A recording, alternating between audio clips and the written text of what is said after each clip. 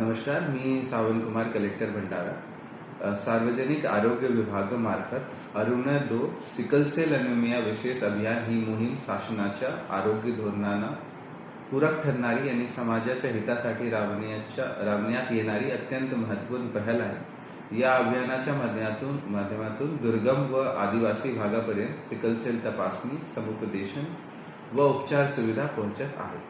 मी सर्व संबंधित अधिकारी, कर्मचारी, आरोग्य यंत्रणा व स्थानिक स्वराज्य संस्थांना आवाहन करतो की त्यांनी समन्वयाने काम करून या अभियानाची प्रभावी अंमलबजावणी करावी.